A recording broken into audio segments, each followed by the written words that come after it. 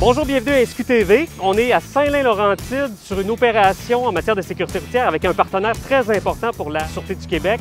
Je parle évidemment de Contrôle routier Québec. Donc, vous voyez, on est sur un lieu d'interception. Il y a un poids lourd qui vient d'être intercepté par un policier du poste de la MRC de Montcalm. Il y a également des contrôleurs routiers qui sont sur place.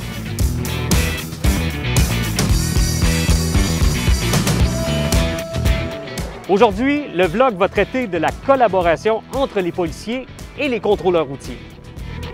Marie-Josée, bienvenue à SQTV.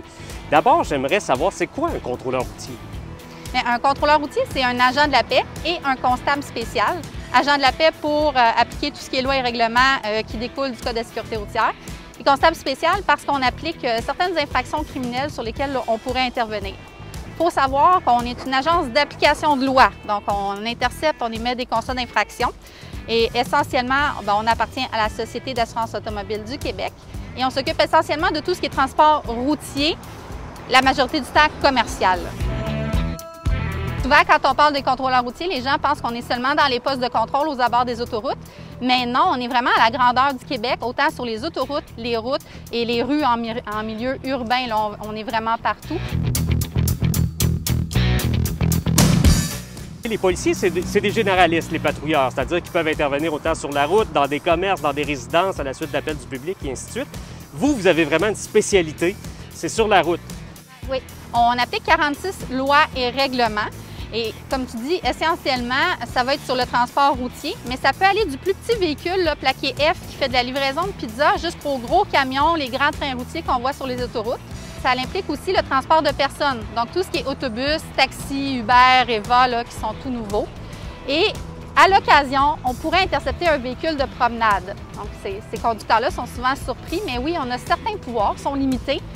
Ça pourrait être dans le transport de matières dangereuses. Vous transportez votre propane, essence, diesel, tout ce qui est charge et dimension. Donc, vous ne voulez pas payer le camion de livraison, mais vous transportez vos planches de bois puis vous les mettez de chaque côté. Et on en voit chaque année, principalement le 1er juillet. Exactement. On voit de plein de choses, oui. Après ça, on a l'arrimage. Souvent, les gens mettent des choses sur leur toit. Des fois, je les vois, ils tiennent ça avec leurs mains.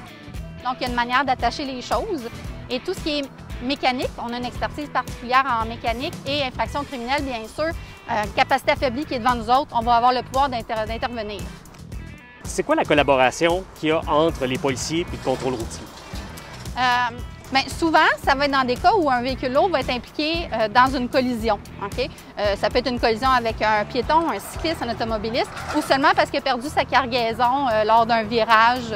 Donc, nous, on pourrait être appelés pour, avec notre expertise, vous assister dans votre intervention. On va pouvoir vérifier est-ce que l'arrimage était conforme en vertu des lois, est-ce que l'état mécanique peut être une cause, est-ce que le système de frein était déficient, les heures de conduite, est-ce que le conducteur avait dépassé ses heures, il était fatigué.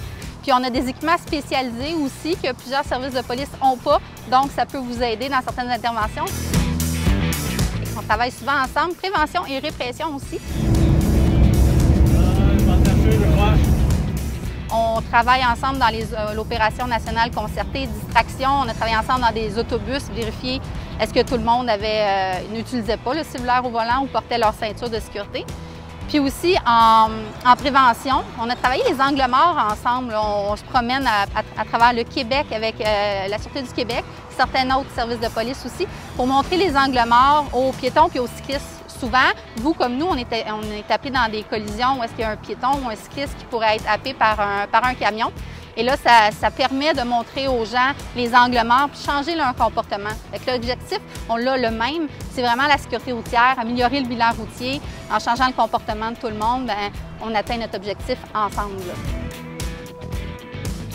Merci d'avoir été là. Si vous avez encore du temps, vous pouvez regarder d'autres vidéos et n'oubliez pas d'aller aimer et de vous abonner à notre chaîne SQTV Sûreté du Québec pour ne rien manquer parce que régulièrement, on met en ligne de nouvelles vidéos.